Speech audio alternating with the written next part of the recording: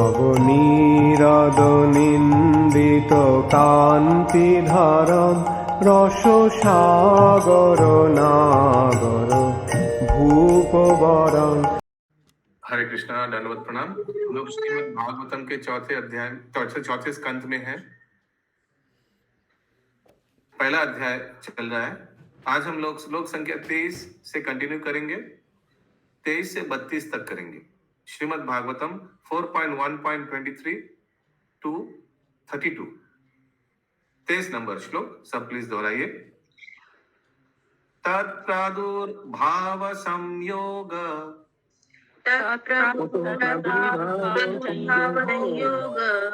विद्योतीतमना मुनि उत्तिष्ठन् एकपादेन ददार्श विभुदर्षभान्।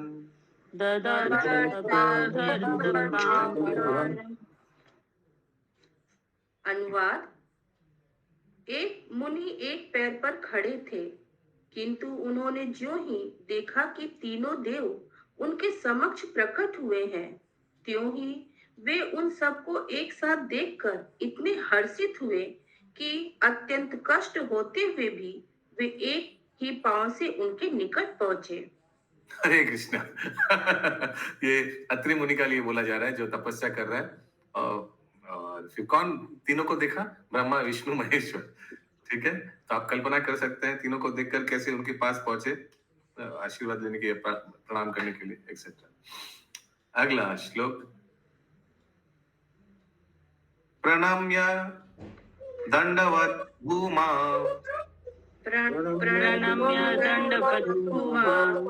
उपादष्टे अर्हनञ्जलि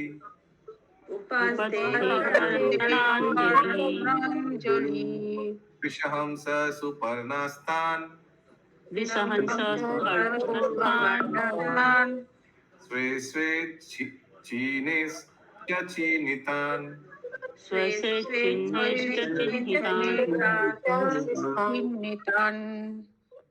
अनुवाद। तत्पश्चात उन्होंने उन तीनों देवों की स्तुति की, जो अपने अपने वाहनों, बैल, हंस तथा गरुड़ पे सवार थे और अपने हाथों में डमरू, कुश घास तथा चक्र धारण किए थे। मुनि ने भूमि पर दंड के तुल्य गिरकर उन्हें प्रणाम किया। यस, इंद्रावती माता जी, कौन किन में सवार थे? अनम्यूट करके बताइए। बैल पर शिव जी थे, हंस पर ब्रह्मा जी थे और नारायण गरुड़ पे थे। हरि बोल, एक्सीलेंट, वेरी नाइस। ठीक है। तात्पर्य। दंड का अर्थ होता है डंडा तथा व्रत का अर्थ होता है समान। अपने से किसी श्रेष्ठ के समक्ष भूमि पर दंड के समान गिरना होता है और इस प्रकार से सम्मान करना दंडवत कहलाता है। अत्रि मुनि ने इन तीनों देवों का इसी प्रकार से सम्मान किया। ये देव अपने अपने वाहनों तथा चिन्हों के द्वारा पहचाने गए। इस संबंध में यहाँ यह वर्णित है कि वाहनों तो ठीक है, चिन्हों लिपि के लिखा है क्या? तो चिन्हों मैंने, अच्छा, किनके हाथ में क्या था? कौन बताएगा? सुषमा शर्मा माता जी। हाँ प्रभु जी, श्री शंकर जी के हाथ में डमरू, ब्रह्मा जी के हाथ में कुश और विष्णु भगवान के हाथ, कृष्ण भगवान के हाथ में जो था वो चक्र था। विष्णु चक्र लिखा है क्या तात्पर्य अनुवाद में? हाँ प्रभु जी। ओके, आगे। इस संबंध में यहाँ यह वर्णित है कि भगवान श्री विष्णु गरुड़ पर आसीन थे और उनके हाथ में चक्र धारण किए थे। ब्रह्मा हंस पे सवार थे और अपने हाथ में कुश नामक घास लिए थे। शिव वृष पर आसीन थे और उनके हाथ में डमरू लिए हुए थे। अत्रि मुनि ने उन्हें उनके विभिन्न वाहनों तथा चिन्हों से पहचान कर उनकी स्तुति की और सम्मान दिया। हरे कृष्ण। आशीष प्रभु, इसमें लिखा है गरुड़ अ बिग एक्विलाइन बर्ड। एक्विलाइन का अर्थ क्या है? देख लीजिए।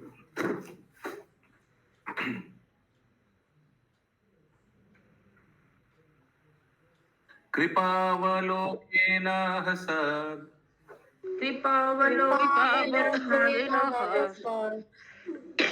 वदनेन उपालं भितान् हंसध्वनिरेणोपलम्बितान् तद्रोचिषा प्रतीहते तद्रोतिषा प्रतीहते निमील्य मुनिरक्षिणी निमील्य मुनिरक्षिणे। अनुवाद। अत्रि मुनि यह देखकर अत्यधिक प्रमोदित हुए कि तीनों देव उन पर कृपालु हैं। उनके नेत्र उन देवों के शरीर के तेज से चकाचौंध हो गए, अतः उन्होंने कुछ समय के लिए अपनी आंखें मूंद ली।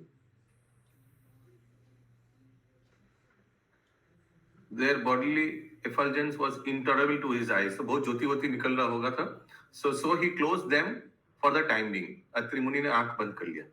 Yes, aquiline bird, गरुड़ के लिए बोला गया. Aquiline माने ईगल जाति का शायद. Latin eagle. It is most often used to describe a nose that has a broad curve and is slightly hooked like a beak.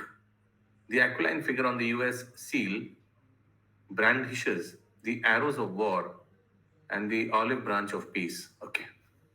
Aquiline bird. माने गरुड़ जी जो है वो ईगल प्रजाति का वही लग रहा है. ओके, अगला श्लोक 26 नंबर. तात्पर्य सॉरी. चूंकि तीनों देव मुस्कुरा रहे थे, अतः अत्रि मुनि समझ गए कि वे उन पर कृपावान हैं। उनका ज्वलनमान शरीर शारीरिक तेज असाध्य था, अतः अत्रि ने कुछ समय तक अपनी आंखें बंद कर ली। 26-27 एक साथ. चेतस्तत्प्रवनान्युञ्जान् चेतस्तत्प्रवणमुञ्जान् अस्तावित् संहताञ्जलि अस्ताविताञ्जलि लक्ष्मया उत्तया वाच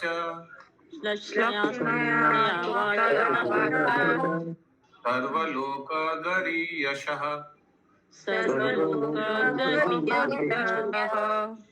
अत्रिरुवाच विश्वोद्भवस्थितिलयेषु विभाज्यमाने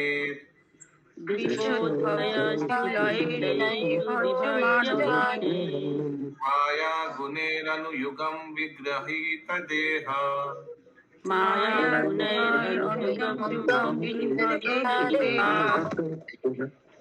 ते ब्रह्म विष्णु गिरिशा प्रणतो अस्मि अहं वास्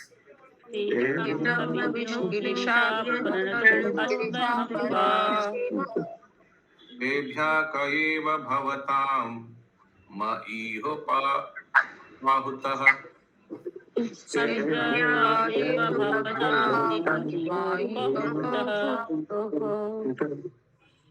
अनुवाद। किंतु पहले से उनका हृदय इन देवों के प्रति आकृष्ट था, अतः एन केन प्रकारेण उन्होंने अपना होश संभाला और वे हाथ जोड़कर ब्रह्मांड के प्रमुख अधिष्ठाता देवों की मधुर शब्दों से स्तुति करने लगे। अत्रि मुनि ने कहा, हे ब्रह्मा, हे विष्णु तथा हे शिव, आपने भौतिक प्रकृति के तीनों गुणों को अंगीकार करके अपने आप को तीन शरीरों में विभक्त कर लिया है। जैसा कि आप प्रत्येक युग में दृश्य जगत की उत्पत्ति, पालन तथा संहार हेतु करते आए हैं, मैं आप तीनों को सादर नमस्कार करता हूँ और मैं जानना चाहता हूँ कि मैंने अपनी प्रार्थना में आप में से किसका आह्वान किया था। हरे कृष्णा. क्योंकि आप तीनों ही आ गए. प्रभु उनको पता ही नहीं है कि किसका आह्वान किया अपनी प्रार्थना में. भगवान कौन है मालूम नहीं. तीनों में से कौन भगवान है? विष्णु. हालांकि देखा जाए तो तीनों भगवान का अवतार है. ब्रह्मा जी रजोगुण का, विष्णु सतोगुण का और शिव जी तमोगुण का. तात्पर्य.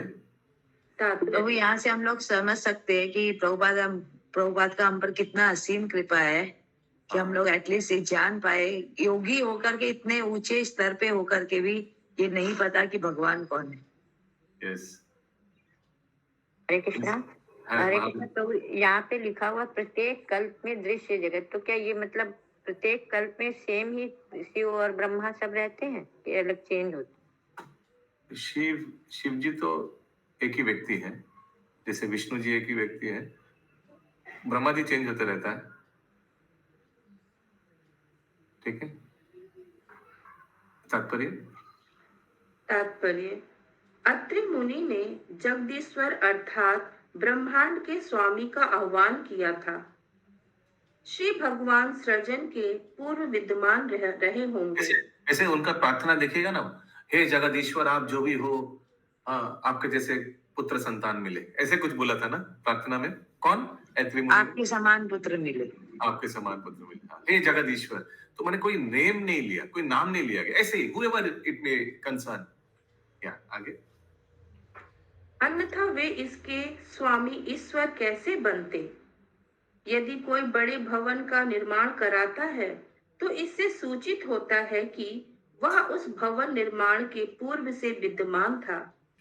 फलतः ब्रह्मांड के सृष्टा परमेश्वर को प्रकृति के भौतिक गुणों से परे होना चाहिए, किंतु यह ज्ञात है कि श्री विष्णु सतोगुण के, ब्रह्मा रजोगुण के तथा शिव तमोगुण के अध्यक्ष हैं। अतः अत्रि मुनि ने कहा, वे जगदीश्वर अवश्य ही आप में से कोई एक है, किंतु आप तीनों एक साथ प्रकट हुए हैं, अतः मैं यह नहीं पहचान पा रहा हूं कि मैंने आप तीनों एक साथ, अतः मैंने किसका आह्वान किया था। आप सब अत्यंत दयालु हैं, कृपया मुझे बताइए कि आप में से वास्तव में कौन जगदीश्वर है। हरे कृष्णा प्रभु जी, जैसे कि ब्रह्मा जी का एक फॉर्म रहता है ना, वो बहुत सारे मुख, 3 मुख से, तो वैसे रूप में नहीं प्रकट हुए क्या वो लोग जो नहीं पहचान पा रहे? जैसे शिव का एक फॉर्म होता है कि वो गले में सर्प और जैसे होता है ना फॉर्म, तो वो फॉर्म में वो लोग नहीं आए ना, तभी तो वो नहीं पहचान पा रहे ना। लेकिन उनको मालूम नहीं भगवान कौन है, पहले भी मालूम नहीं था भगवान को। अत्रि मुनि को मालूम नहीं था, योगी था लेकिन मालूम नहीं था भगवान को। Yes, continue please. वस्तुतः अत्रि मुनि को भगवान श्री विष्णु की स्वाभाविक स्थिति के विषय में संदेह था। देखिए, संदेह था, कंफर्मेशन नहीं था। लेकिन खुशबू माता जी, आप जो पूछा ना, ये तो उनको मालूम था कि सृष्टि पालन संहार कौन करता है, क्योंकि लिखा है श्रील प्रभुपाद में। दिस ही न्यू, तीनों जो आया, आप सृष्टि पालन संहार, देखिए अनुवाद में भी आता है, इसी अनुवाद में आता है ना कि आप सृष्टि पालन संहार, तो मालूम है कि ये ब्रह्मा, ये विष्णु, ये महेश्वर, ये सृष्टि पालन कौन करता है मालूम है, लेकिन कौन भगवान है इन तीनों में से मालूम नहीं। ठीक है, आगे। किंतु उनका दृढ़ विश्वास था कि जगदीश्वर माया द्वारा उत्पन्न प्राणी नहीं हो सकता।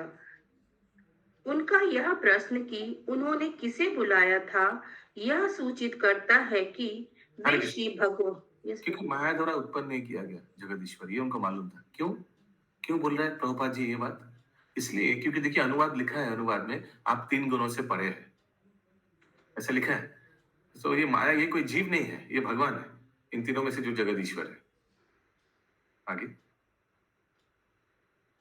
यह सूचित करता है कि वे श्री भगवान की वैधानिक स्थिति के विषय में संशय पूर्ण थे। अतः उन्होंने तीनों से प्रार्थना की, कृपया मुझे बताइए कि जगत का दिव्य स्वामी कौन है। वस्तुतः उनका विश्वास था कि सारे के सारे श्री भगवान नहीं हो सकते, बल्कि इन तीनों में से एक ही जगदीश्वर हो सकते हैं। हरे कृष्ण। हरे बोल। बहुत कॉन्सेप्ट्स क्लियर था उनका, बहुत चीज।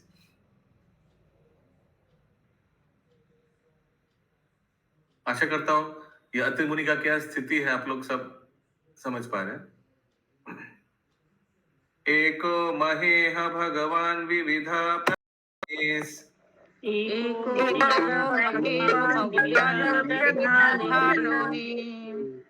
चित्तीकृत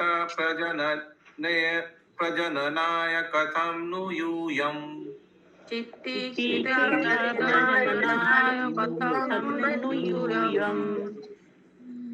अत्र गतस्तनुभृतं मनसापि दूर्यात्।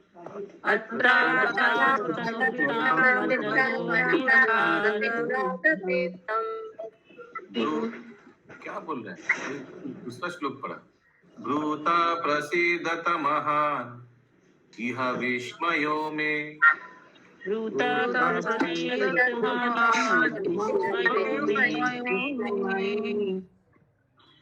अनुवाद।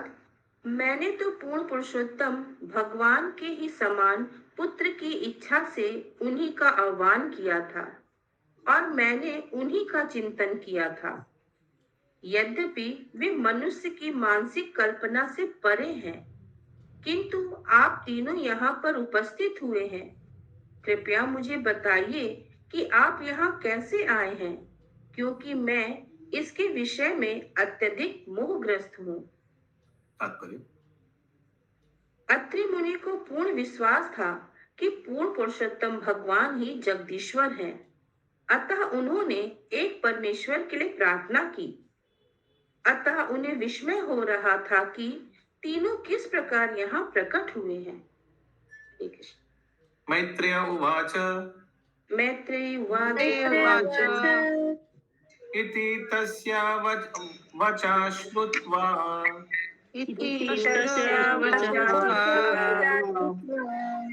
रायस्ते विभुदर्शभि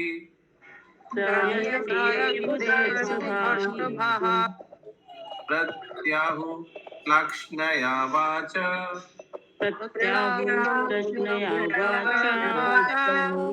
आहस्यातं ऋषिं प्रभो।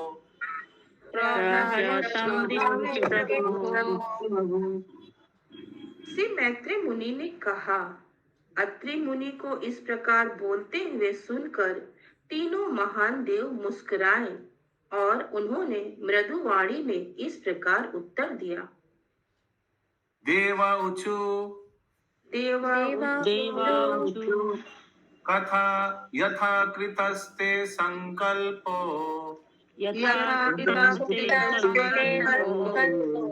भाव्यं तेनैव नान्यथा।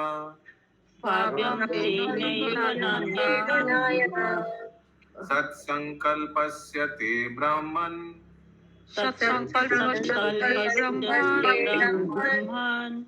यद्वै धाययति ते वयम्।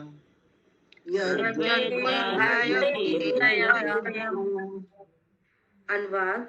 तीनों देवों ने अत्रि मुनि से कहा, हे ब्राह्मण, तुम अपने संकल्प में पूर्ण हो, अतः तुमने जो कुछ निश्चय कर रखा है वही होगा, उससे विपरीत नहीं होगा। हम सब वे ही पुरुष हैं जिनका तुमने ध्यान किया है और इसीलिए हम सब तुम्हारे पास आए हैं। तात्पर्य। तात्पर्य। हम सब वे ही पुरुष ने क्या लिखा? हम सब वही पुरुष है भगवान, क्योंकि हम रजोगुण का, हम सतोगुण का, हम तमोगुण का, उसलिए तीनों बोला कि आपने जो बोला भगवान, वो तीनों हम लोग ही है, क्योंकि तीनों भगवान का अवतारी है। ठीक है, तो आप जो चाहते वही होगा।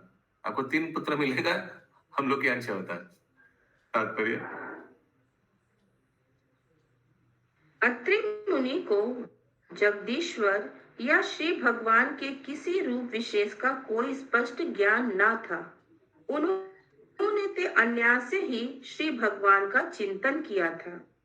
महाविष्णु जिनके स्वयं ब्रह्मांड का उद्भव होता है और फिर उन्हीं में लय होता है, जगदीश्वर स्वीकार किए जा सकते हैं। गर्भोदक साई विष्णु जिनकी नाभि से कमल अंकुरित हुआ और जो ब्रह्मा का जन्म स्थान है, उन्हें भी जगदीश्वर माने जा सकते हैं। इसी प्रकार समस्त जीव आत्मा के परमात्मा स्वरूप चिरोदक साई श्री विष्णु भी जगदीश्वर कहे जा सकते हैं। फिर क्षीरोदक्षाय विष्णु की आज्ञा से इस ब्रह्मांड में विष्णु रूपों को यथा ब्रह्मा तथा शिव को भी जगदीश्वर माना जा सकता है।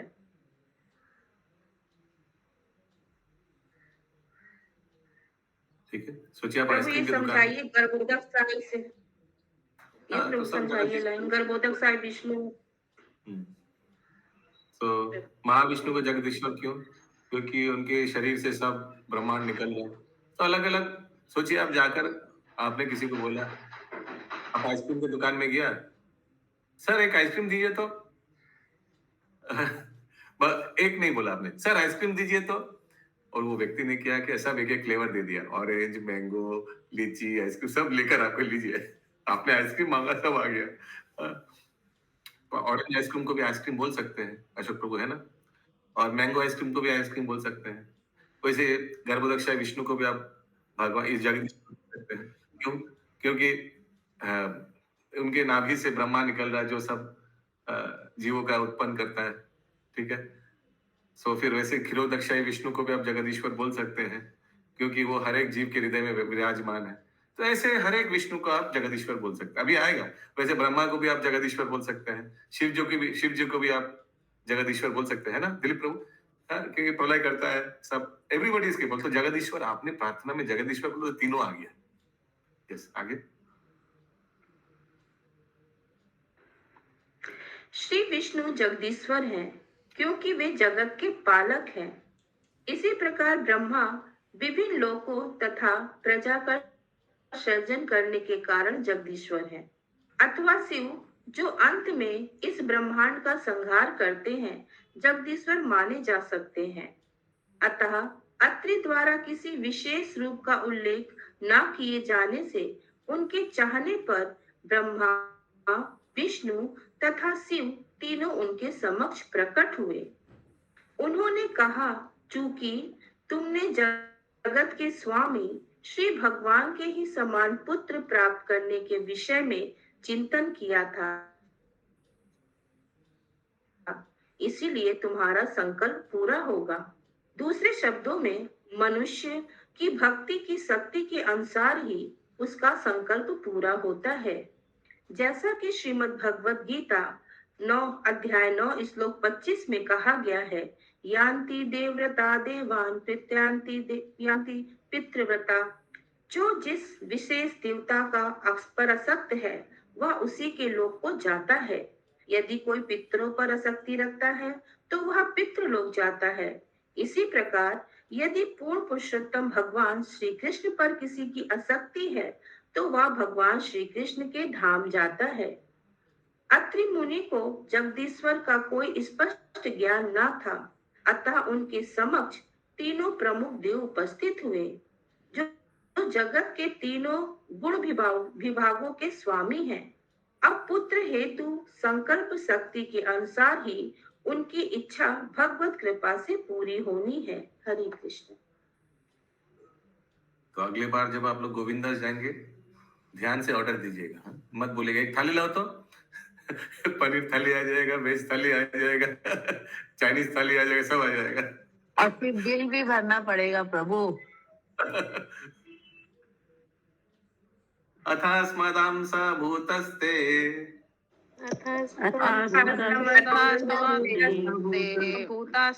आत्मजालोक विश्रुतः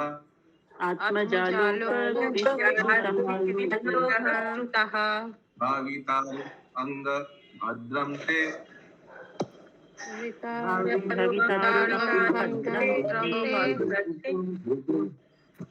विश्राप शांति चते यशः।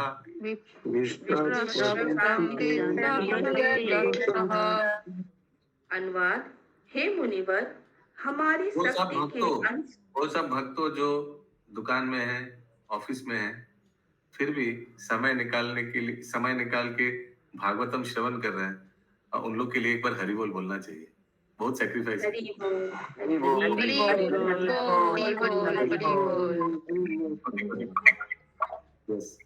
अनुवाद, हे मुनिवर, हमारी शक्ति के अंश रूप तुम्हारे पुत्र उत्पन्न होंगे और हम तुम्हारे कल्याण कल्याण के इच्छुक हैं, अतः वे पुत्र तुम्हारे यश का संसार भर में विस्तार करेंगे। दो sons will glorify your reputation. वो जो पुत्र आएगा, 3 पुत्र हमसे, वो आपका रेपुटेशन पूरा स्प्रेड करेगा। और कैसा पुत्र आएगा? हमारे partial manifestation of our potency, हम लोग का शक्ति का मैनिफेस्टेशन रहेगा। तो ब्रह्मा में क्या शक्ति है? प्रजा उत्पादन का, यानी रजोगुण का, सृष्टि करने का। सृष्टि करने का। तो उसका शक्ति मिल जाएगा, ठीक है, उस पुत्र में। एंड फलाना फलाना। तो वो सोम का लीला थोड़ा मतलब कम ही हम सुनने मिलता है। दुर्वासा और दत्तात्रेय का भी थोड़ा है भागवतम में, लेकिन सोम का तो एकदम नहीं है। अच्छा, अगला अंतिम श्लोक आज का। एवं कामवरम दत्वा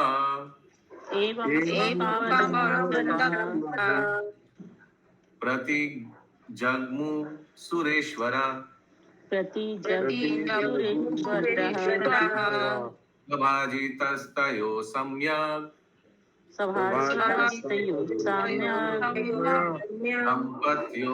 संपत्योर्निशतोस्ततः।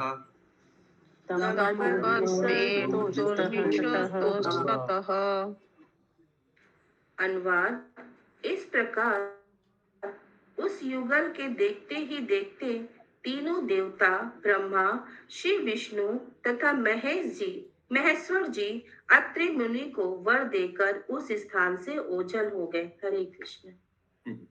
ठीक है, तीनों प्लेट रखकर चले गए। हाँ, ओके। गंधराज श्रीमद् भागवतम की जय।